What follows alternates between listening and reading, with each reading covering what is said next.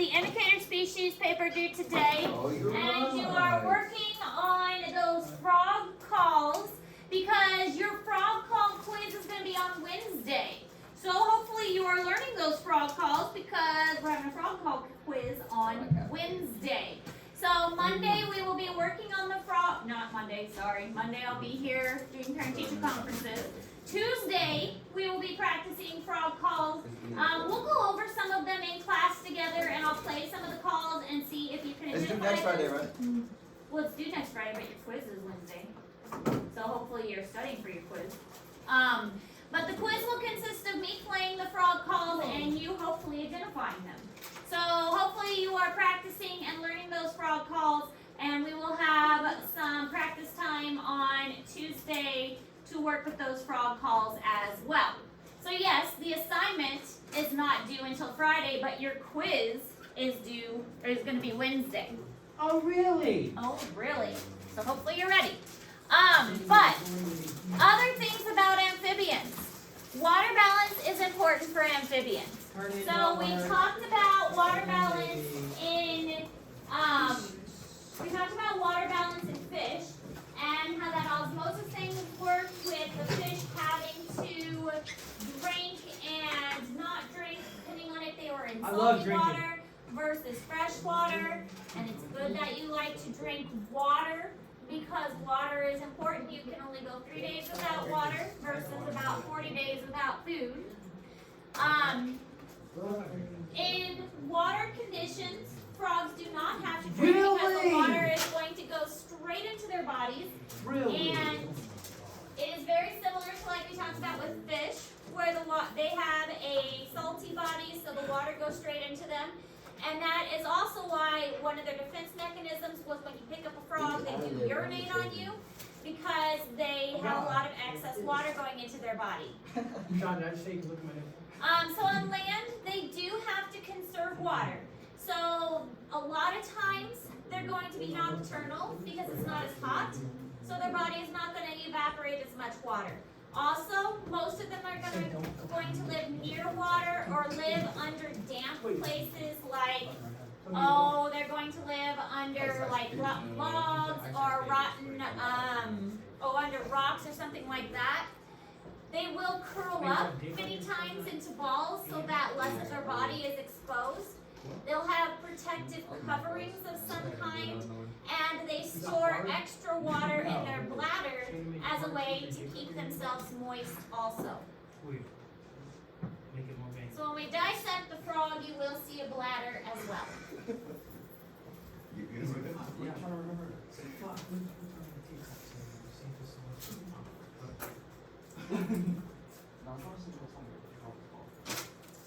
So Monday will be a day to practice frog calls, and you get another assignment.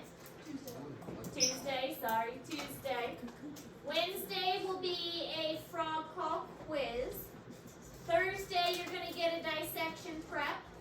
Friday you'll practice with that dissection prep, finishing it up, and then probably, because we will have school that the 13th, which is a Monday. We definitely have school that Monday. And then that 13th will probably be the dissection.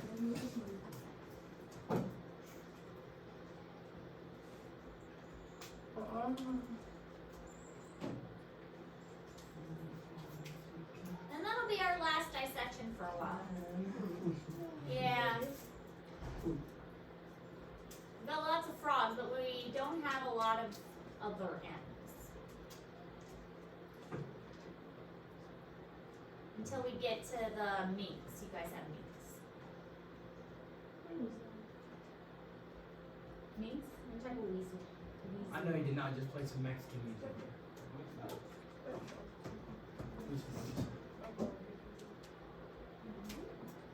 You straight. Who's this, Mighty Dax? No, Baby John.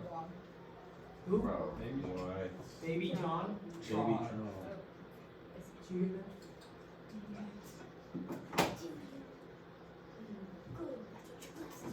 Listen. That one takes up.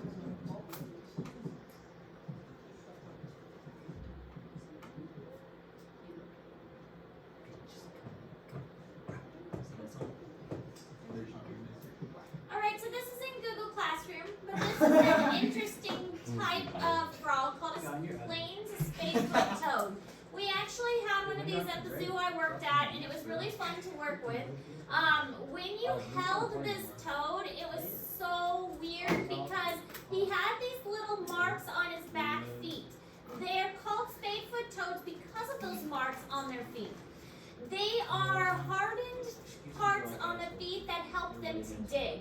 So those back feet are used for digging holes, and they kind of like wiggle down. And when you hold them, they kind of wiggle down on your hand, and it almost tickles because they're trying to burrow down into the ground. Now, the spadefoot toad is really good in dry regions, and digging down is one of their advantages in those dry regions. Not only that, they live in those desert regions and kind of go into a sleepy state, that aestivation, until it rains. Now, when it rains, they will come up to the surface and they will breed in puddles, and they have an amazingly fast reproductive time. Their eggs hatch quickly, and the tadpoles go through metamorphosis very quickly. The young will develop really fast because they have to get out of those puddles before the puddles evaporate. They have to get their lungs and their legs before the puddles are gone, otherwise they die. So the plain spadefoot toad go through their metamorphosis process very, very quickly in order to get out of the puddles, get their lungs, get their legs, and bury themselves again all before that puddle evaporates. So these toads will stay underground until it rains. They come out of the ground really quick, mate, go through their life cycle, and go back underground in a matter of like a week or so. It's a very quick process. Very cute though. They're very small. They have eyes that are kind of like cat eyes, which make them unique from other types of frogs and toads that mostly have round eyes. And they have a really interesting call too. So that's one of the frogs that's on your list. So if you've been listening to the frog calls, some of them are really weird. Guess what I'm listening to right now?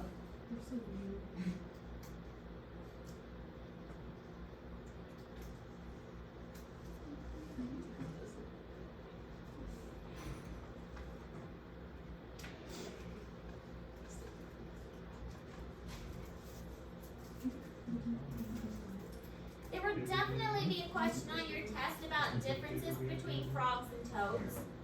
Toads have the bumpier skin, frogs have smoother skin. Frogs have teeth, toads do not. Frogs are better jumpers, toads are better hoppers. Frogs live closer to water, toads live further away from water. So make sure you're able to give me a couple reasons of differences between them.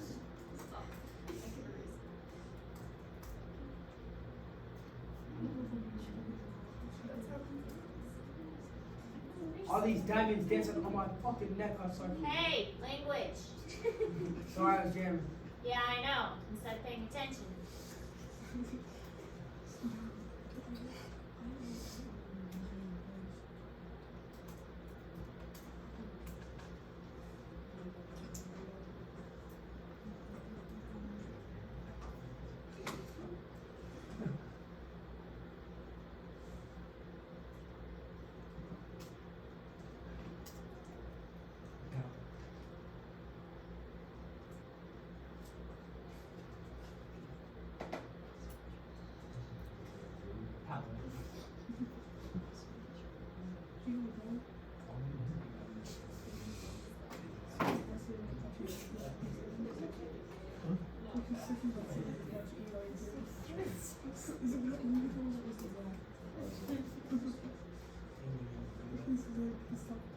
Alright, then there's this guy called the Alaskan wood frog. These are even more strange. They will actually almost completely freeze during winter time. Alaska has permafrost, which is where the ground is pretty much frozen and never thaws. So the wood frog does something similar. It will freeze almost 2/3 of its body water to ice. So if you dig up this frog, it is pretty much a frogsicle. Its heart actually stops beating. it can stay frozen for up to 7 months. It will pretty much be frozen almost completely solid.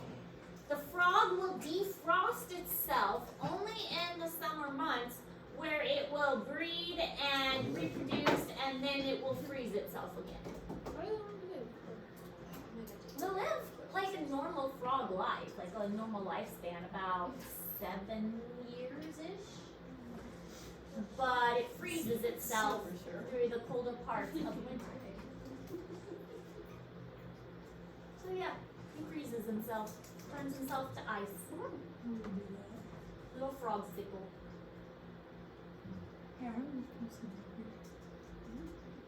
Is this instrumental?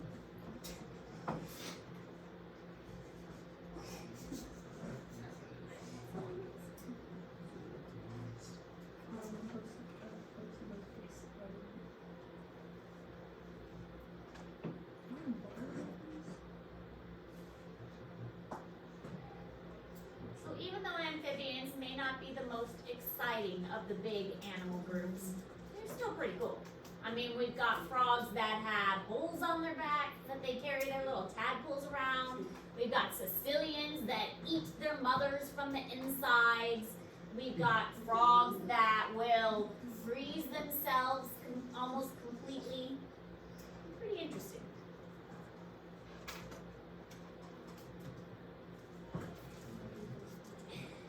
Also, some of them have a breeding call, and they will have a different call when they are in distress. So they have one call that's like a nice happy call to try and attract a mate, and then they have a scary kind of screaming call when they are being attacked. And scientists will often argue about the placement of amphibians and how they are related. We've already talked about how it's very common for scientists to argue about classification. They don't know how animals should be classified. There's always lots of arguments about how organisms should be classified. It's pretty common for them to have classification arguments.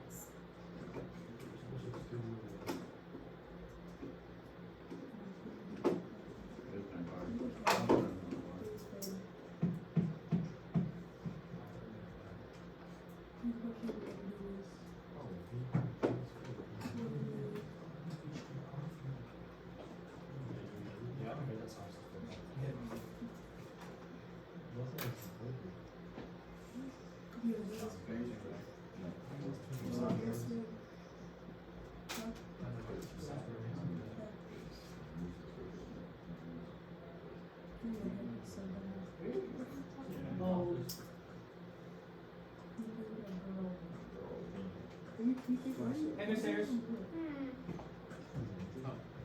For the indicated species research, for the pictures, the 2 pictures. There's 2 pictures. Like, or let's do Well, it. individual species. But could be like umbrella species or keystone species too, or does it, do you want it to be indicated species? Because it is also talking about umbrella or indicator that.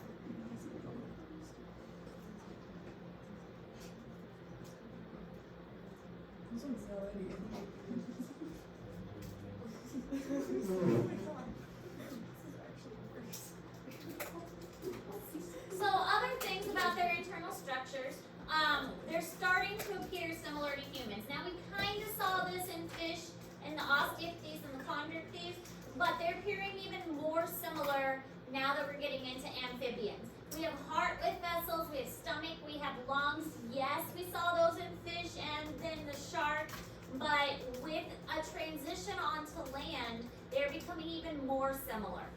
There's still a lot of primitive features though. They have the 3-chambered heart, which is still pretty primitive. The lungs are also very primitive, and the skeleton has a lot of fused bones, especially around the hips and the vertebrae and the legs. So, I mean, we're still not quite there. It's still primitive. We're going to see more advances as we get to the more complex creatures, like especially into birds and other kinds of mammals. We're going to see more similarities to humans, but we're getting there. Now, I mean, we've definitely come a long way since we were at like jellyfish and sponges and things like that. Did you see that? He put that whole movie.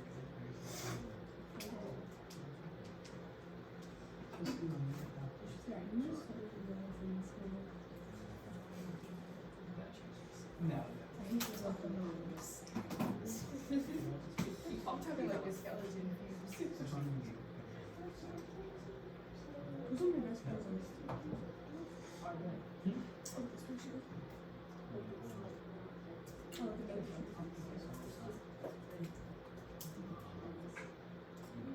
But they're not as involved, like they're not as complex.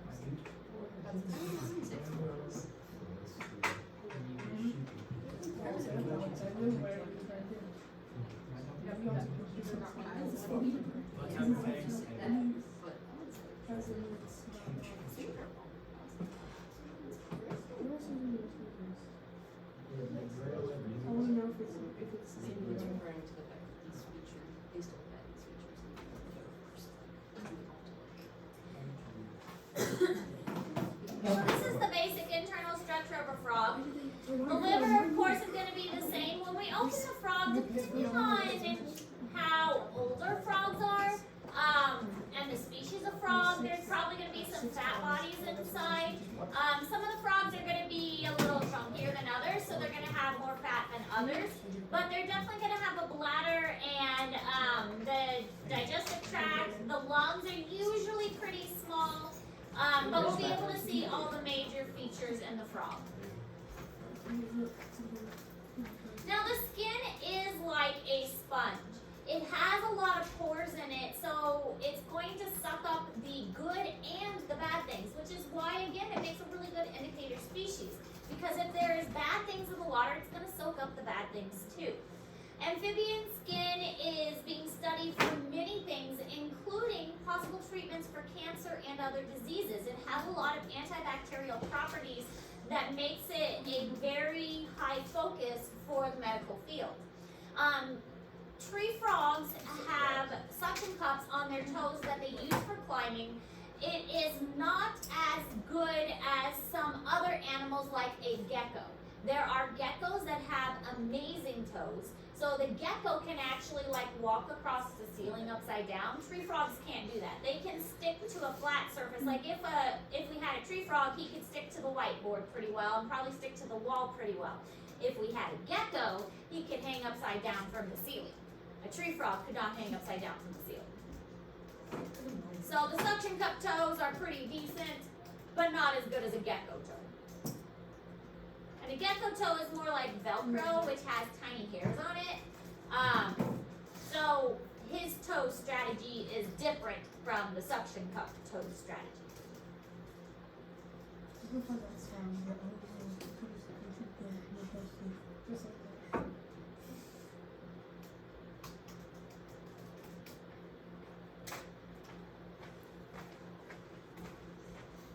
Hey!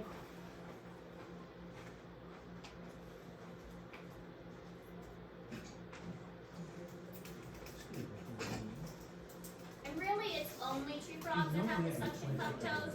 We do have tree frogs around here. The most common one is the gray tree frog.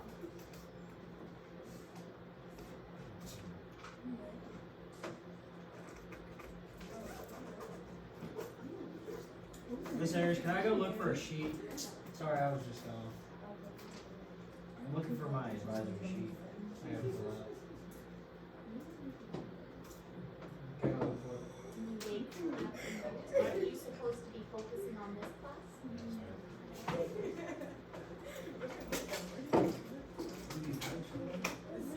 Yeah.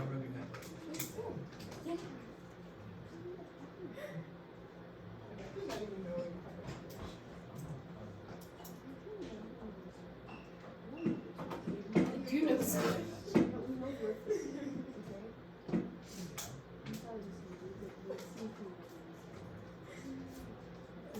This is what their suction cup toes look like. At the tip of each toe is a little disc that helps them to hold on to things. Their body being wet also helps them to adhere to surfaces. Alright, so that's all we're taking notes on today. You have the remainder of class to work on those assignments. Again, I encourage you to practice those frog calls because your quiz on the frog calls is going to be on Wednesday. On Tuesday, we will have a work day, but you're getting another assignment on Tuesday. So it's not just going to be frog calls on Tuesday. Okay? Okay. So, work on getting your indicator species done. Work on your frog calls. Yes, it says the frog call assignment is due on Friday, but that's just a paper. The quiz is